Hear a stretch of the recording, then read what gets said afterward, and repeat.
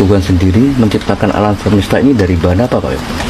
Dari dirinya sendiri. Dari dirinya sendiri. Dari dirinya sendiri. Bisa dijelaskan lebih detailnya Pak? Ya.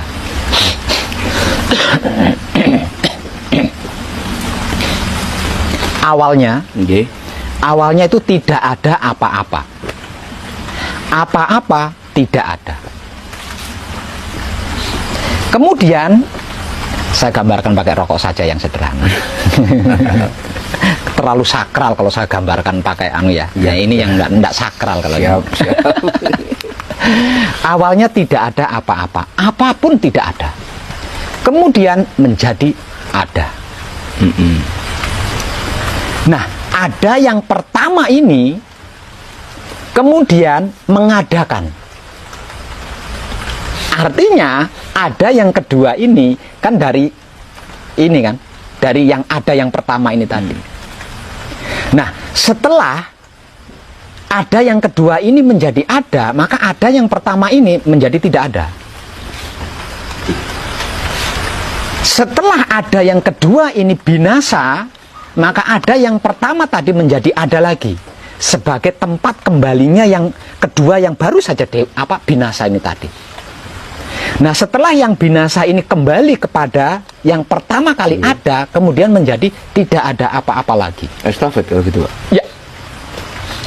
Lah sekarang pertanyaannya, yang seharusnya disebut sebagai Tuhan itu tidak ada apa-apa, apa-apa tidak ada, atau yang pertama ada tadi?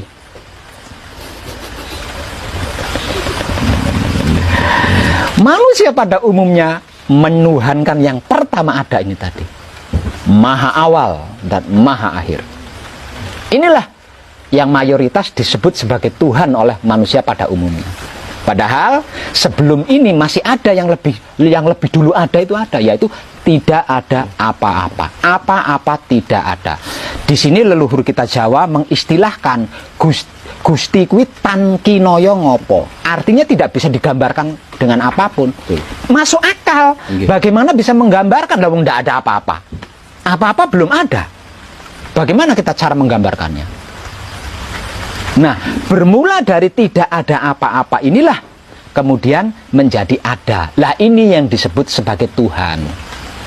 Apapun itu berasal dari sini. Semisal contoh, terciptanya sebuah langit. Awalnya tidak ada apa-apa, apa-apa tidak ada. Kemudian menjadi ada. Lah, ada yang pertama ini mengadakan langit, gitu loh. Mengadakan langit. Kemudian setelah langit itu ada, maka ada yang pertama ini menjadi tidak ada. Lalu terciptanya sebuah bumi. Awalnya tidak ada apa-apa, kemudian menjadi ada. Kemudian yang ada pertama ini tadi menciptakan bumi. Nah, setelah bumi ini tercipta, lah yang pertama ada ini menjadi tidak ada. Begitupun seluruhnya. Proses penciptaannya adalah seperti itu. Namun berbeda dengan yang namanya manusia hidup. Nah, ini tentang manusia hidup. Awalnya tidak ada apa-apa. Apa-apa tidak ada. Kemudian menjadi ada. Nah, setelah ada yang pertama ini tadi kemudian mengadakan manusia. Tersebut Adam tadi ya. Dan bla bla hingga sampai ke anak cucunya. Nah, selama Adam ini tadi ada, maka yang ada pertama ini menjadi tidak ada. Ketika Adam ini binasa, maka yang pertama kali ada tadi menjadi ada sebagai tempat kembalinya Adam. Muncul lagi. Ya, muncul lagi. Nah, setelah Adam itu kembali kepada asal usulnya, kemudian menjadi tidak ada lagi. Begitu juga tentang seluruh manusia. Lah terus, ya kalau harus dipermasalahkan ya. Yang layak disebut Tuhan itu yang tidak ada apa-apa tadi. Apa yang pertama tadi? Tapi kebanyakan sekarang itu yang pertama Pak. Yang pertama ada ini Mas. Makanya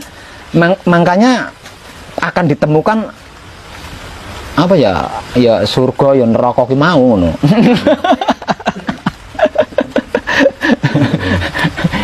Itu kalau kalau lakunya atau spiritualnya berhasil Mas. Tapi kalau semasa hidup di dunia, lakunya tidak berhasil, spiritualnya tidak berhasil, yang pertama kali ada ini tetap nggak ada, Mas. Nah, sehingganya tidak punya tempat kembali. Akhirnya manggon ning wit ringin, ning omah kosong, ning jembatan ambrol. Nah, itu karena tidak punya tempat kembali. Kenapa kok tidak punya tempat kembali? Dikarenakan semasa hidup di dunia, laku atau spiritualnya gagal mencapai kesempurnaan. Nah, bisa kembalinya makhluk kepada yang pertama kali ada, inilah yang disebut kesempurnaan atau innalillahi wa inna ilaihi rajiun. Tapi harus berhasil spiritualnya di dunia ini. Lakunya di dunia ini harus berhasil. Terus ini Pak, lelaku yang paling penting dan tersulit dalam spiritual hakikat itu yang bagaimana Pak? Yang tersulit itu ada 5 tahap, Mas. Bisa dijelaskan Pak? Ya. Yang tersulit di dalam spiritual. Pertama, tahap pertama yang tersulit, gitu, utama tapi tersulit, adalah spiritual atau laku mengenal wujud. Mengenal wujud kita. Kenapa saya katakan sulit? Karena seumur hidup kita sudah mencerna bahwa tubuh kita ini berasal dari air hina, setetes air hina. Ini sulit banget, Mas. Merubah mindset ini, merubah cara berpikir ini sulit. Karena apa? Karena tubuh kita ya sebagai anak cucu Adam itu berbeda dengan tubuhnya Adam, Mas. Ya.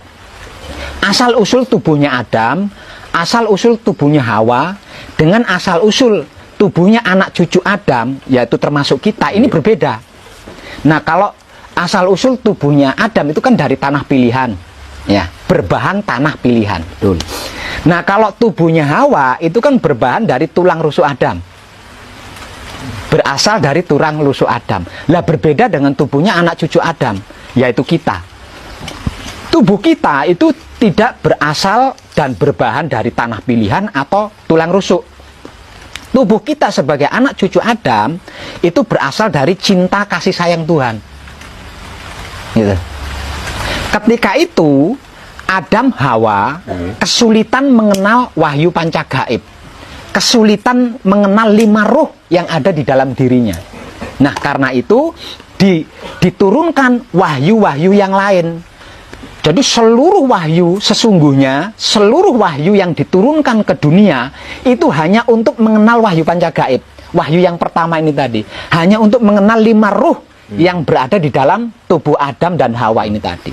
Nah, dikarenakan Adam dan Hawa mengalami kesulitan untuk mengenal wahyu pancagaib atau 5 ruh di dalam dirinya, kemudian Tuhan menurunkan wahyu kedua, ketiga, dan seterusnya. Wahyu kedua yang diturunkan oleh Tuhan adalah cinta kasih sayang.